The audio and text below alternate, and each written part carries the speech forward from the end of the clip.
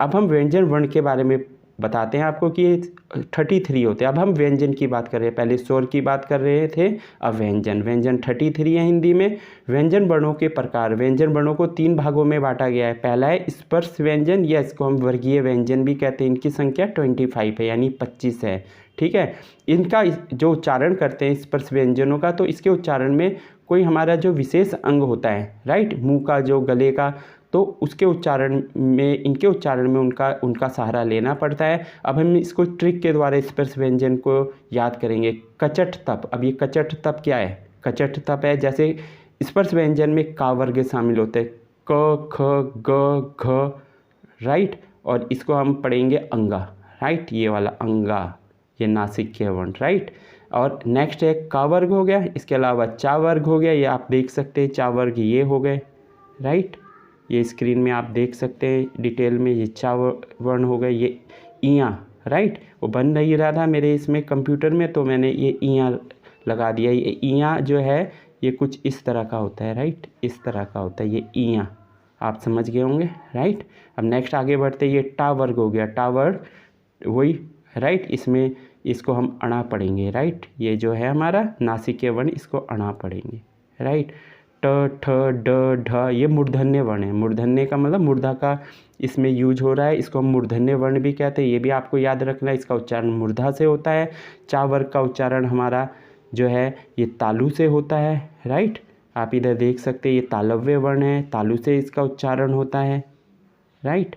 अब आप ऊपर अगर हम जाते हैं थोड़ा सा, का वर्ग का उच्चारण कंठ से होता है। ये याद करने वाली चीज़ है कि का ख ग घ अंगा, इनका उच्चारण स्थान क्या, ये एग्जाम में आते हैं, इसको आपको ध्यान रखना है, बहुत ही इंपॉर्टेंट हैं, राइट। तावर्ग का उपयोग जैसे आप बोलेंगे त थ द ध, तो जीभ जो है मतलब दांत से टकराती हुई लगती है, इसलिए ये तावर्ग है, ये दंते वर्ण कहलाते हैं। क्या कहलाता है? दंते वर्ण। और इसमें लास्ट में ना, ये नासिक्य वर्ण है, इसे आप मत कह देना दंते वर्ण, ये ना जो है ये नासिक्य वर्ण है, राइट।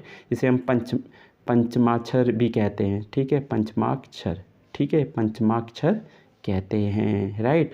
पावर्ग आप देख सकते हैं इधर, पावर्ग में क्या क्या चीज़ें शामिल है, प फ ब भ, ये ओष्ठ्य वर्ण है, इसे बोलोगे तो होठों का उपयोग ज़्यादा होता है, सीटी जैसी। और माँ नासिक्य वर्ण है, राइट, इसे मत बोल देना कि भाई ये ओष्ठ्य वर्ण है, राइट, ये ध्यान रखने वाली बात है। अब नेक्स्ट हम आगे बढ़ते हैं, अति महत्वपूर्ण जानकारी। देखो, स्वर रहित अगर व्यंजन होते हैं वो कैसे लिखे जाते हैं, ऐसे हलंत लगा के लिखे जाते हैं, राइट। स्वर सहित जो व्यंजन होते हैं वो कैसे लिखे जाते हैं, वो ऐसे लिखे जाते हैं पूरे पूरे, राइट। तो दोनों में यही डिफरेंस है। अगर आ जाए कि स्वर सहित व्यंजन क्या है, तो आपको हलंत वाला, मतलब स्वर सहित में बिना हलंत वाला और स्वर रहित में हलंत वाले को आपको टिक करना पड़ेगा एग्जाम पे। अब हम अंतस्थ व्यंजन के बारे में पढ़ते हैं, राइट। अंतस्थ व्यंजन 4 ही होते हैं हिंदी में, य र ल व, राइट। और ये जो वर्ण है स्वर और व्यंजन के मध्य स्थित होते हैं, जिस कारण से अंतस्थ व्यंजन कहलाते हैं। ये आधे स्वर होते हैं और आधे व्यंजन होते हैं। अब हम इसमें एग्जाम्पल देते हैं कि ये चारों जो वर्ण हैं ये क्या है। या जो है एक तालव्य वर्ण है, राइट। तालव्य का मतलब तालु का उपयोग किया जाता है जब इसे हम बोलते हैं। और रा क्या है, मूर्धन्य वर्ण है, ये मूर्धा का उपयोग होता है। ला दंते वर्ण है, ये अलग अलग है। ला कौन सा है, कहाँ से उच्चारण होता है, ऐसे करके एग्जाम्पल मतलब क्वेश्चन में एक क्वेश्चन आ सकता है, तो याद रखना ये दंते वर्ण है। आपको थोड़ी मेहनत तो करनी पड़ेगी दोस्तों, सफलता पाने के लिए कुछ ना कुछ तो प्रयास करना ही पड़ता है, राइट। इसको हम वर्तस्य, वत्सर्य वर्ण, परकंपी व्यंजन, लुंठित व्यंजन भी कहते हैं इसको, दंत वर्ण वाले ला को, राइट। ये भी आपको ध्यान रखना है, कई नामों से ला को बोला जाता है। अब वाह क्या है आपका, व ये ओष्ठ्य वर्ण है, राइट। ओष्ठ यानी होठ से इसका उच्चारण होता है। ध्यान देने योग्य बात देखो, या और वाह क्या होता है, या और वाह जो हमारे होते हैं ये अर्धस्वर होते हैं। अर्धस्वर कैसे होते हैं, जब देखिए हम घर गए में आप देख रहे हैं इधर नीचे, गए में क्या मामला है, ये गए में ए लगा है, छोटा ए, राइट। अब क्या है, इसके नीचे देखिए आप कि आप इसको नीचे देखिए, गए, हम घर गए, इसमें क्या है, वो छोटे ए की जगह हम या पे ए की मात्रा चढ़ाकर भी उसको हम बना सकते हैं। यानी ये क्या है, अर्धस्वर है। गए में अगर ऐसे करके बनाए जहाँ मैंने ये निशान लगाया है, तो उसे आप ऐसे अर्धस्वर यानी या पे एक ही मात्रा की जगह ए बी छोटा ए बी लिख कर सकते हैं। ये अर्ध स्वर एक दूसरे की जगह उपयोग आ जाते हैं। इसके अलावा आप इधर देखिए, कौवा पानी पीता है। कौवा, कौवा की जगह ये जो आ है इसकी जगह आप वाह लगा सकते हैं या वाह की जगह आ लगा सकते हैं। वाह क्या है, व्यंजन है, उसकी जगह आ का भी उपयोग हो जाता है। तो ये क्या है, ये आपका अर्ध स्वर है, यानी पूरा स्वर ना होकर कभी कभी कुछ वर्डों के साथ आ का उपयोग भी हम कर लेते हैं, राइट। अब हम नेक्स्ट बढ़ते हैं, ऊष्म या संघर्षी व्यंजन। अब हम फटाफट पढ़ेंगे। श, श, स, हा को ऊष्म व्यंजन कहते हैं। ये ऊष्म व्यंजन किस लिए, क्योंकि जब इसका उच्चारण करोगे तो शा ऐसे, शा ऐसे करके घर्षण जैसे वर्डों को बोलना पड़ता है और मुख से गर्म हवा निकलती है। इनकी टोटल संख्या 4 है, राइट। अब नेक्स्ट हम चारों को देखते हैं। ऊष्म व्यंजन शा से सलगम, हम इसको वैसे पढ़ते हैं स्कूल में, इसको हम तालव्य वर्ण भी कहते हैं। तालु का उपयोग होता है जब हम इसका उच्चारण करते हैं, उसमें प्रेशर पड़ता है। शा से षटकोण, शा ये मूर्धन्य वर्ण है, इसको मूर्धन्य शा कौन सा, अगर ऐसे करके क्वेश्चन आ जाए आपका कि मूर्धन्य वर्ण कौन सा है, इनमें तीनों शा में दे दिया है तो आपको मूर्धन्य वर्ण में इस पे टिक करना पड़ेगा। ये जो सा से षटकोण होता है इसको मूर्धन्य शा कहते हैं। ये वाला सा से सपेरा वाला, इसको हम दंते वर्ण वाला शा कहते हैं, राइट। और हा तो क्या है, कंठ, हा का उच्चारण कंठ से होता है, राइट। हम अब नेक्स्ट आगे बढ़ते हैं। संयुक्त व्यंजन क्या होते हैं, देखो हमारी हिंदी में जो है 4 संयुक्त व्यंजन है, राइट। ये आप देख सकते हो, राइट, ऊपर निशान आपके में इधर ये है, राइट।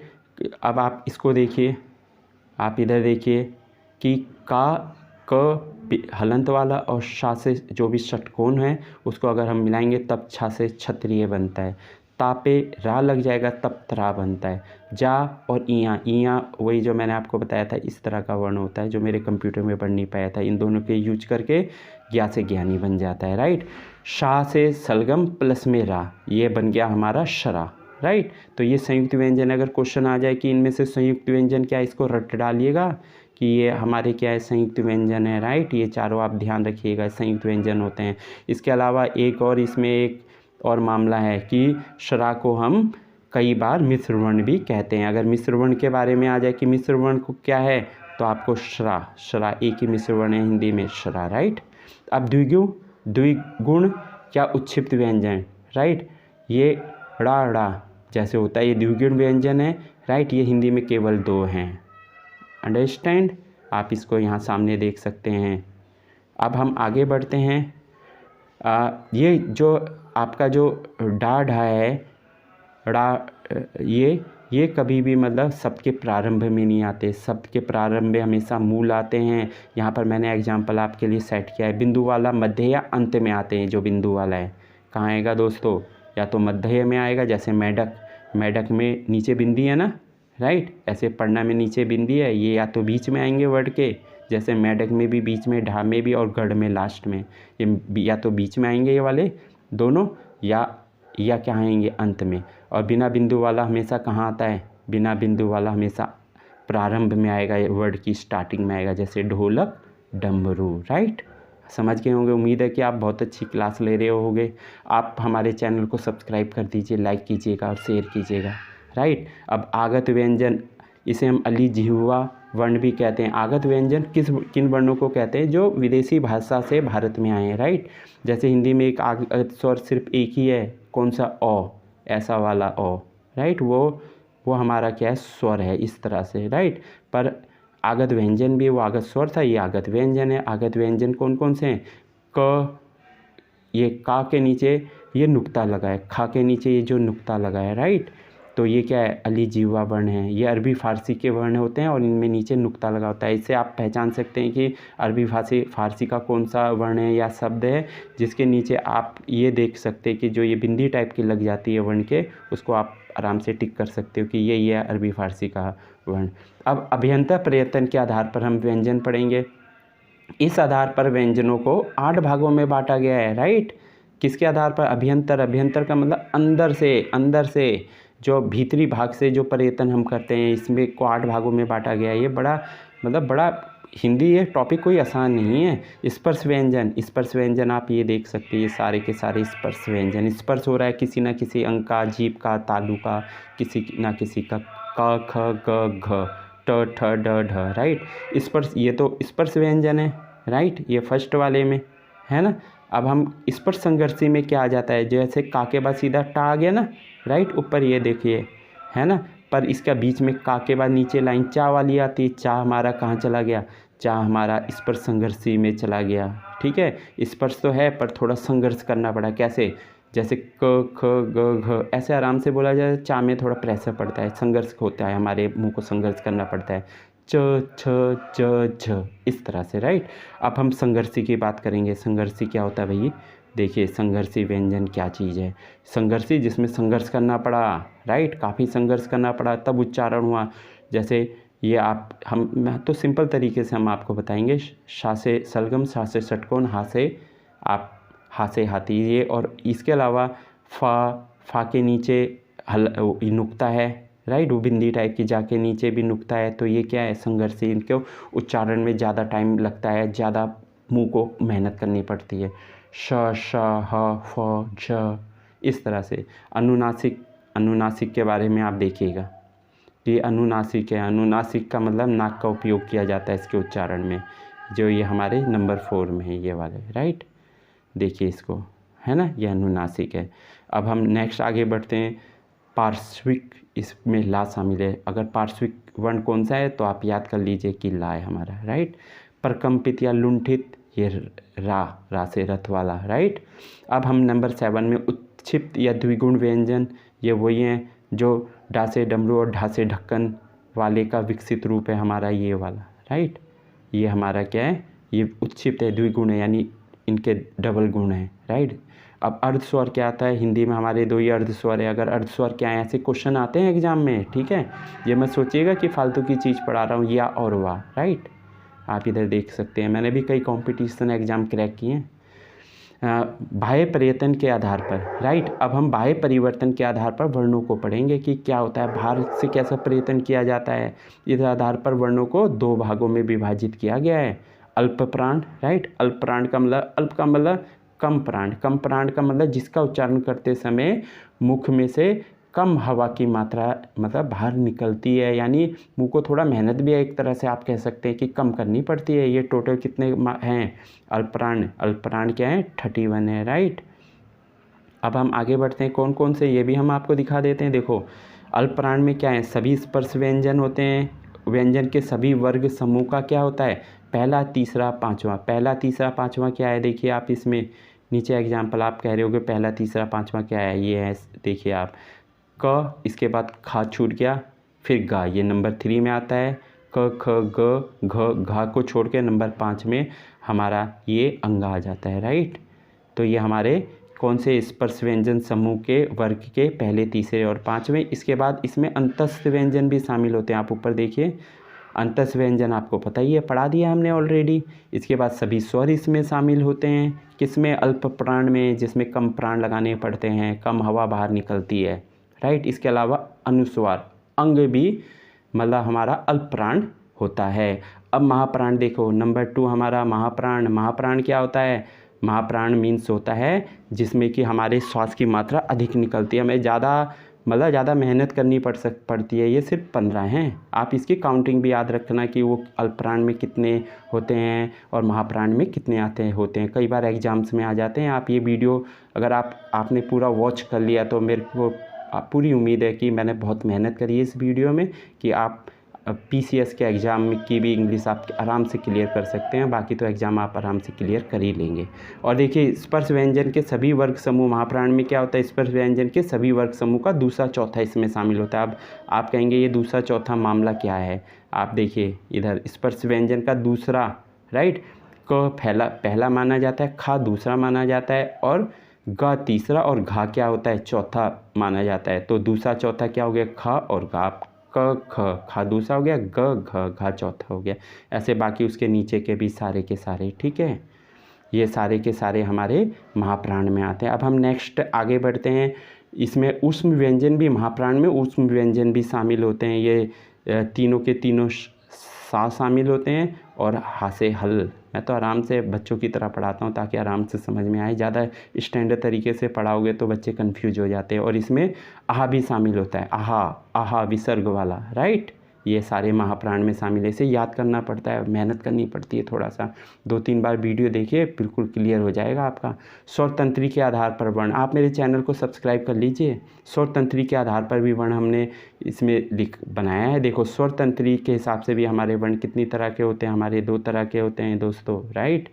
क्या होते हैं स्वर तंत्री, यानी स्वर के तंत्र के उपयोग, मतलब क्या क्या चीज़ों का उसमें उपयोग किया जाता है। जैसे सघोष, जब स्वर तंत्रिका एक दूसरे के निकट आती है, यानी स्वर बनाने में, स्वर के उच्चारण में जो हमारे जो अंग उपयोग किए जाते हैं, तो वो क्या करते हैं, मिलकर क्या करते हैं, वायु में कंपन पैदा करते हैं। कंपन के साथ जब मतलब वर्डों का उच्चारण होता है कंपन के द्वारा, तो उसको हम सघोष कहते हैं। सघोष का मतलब घोषणा कर दी है हमने, राइट।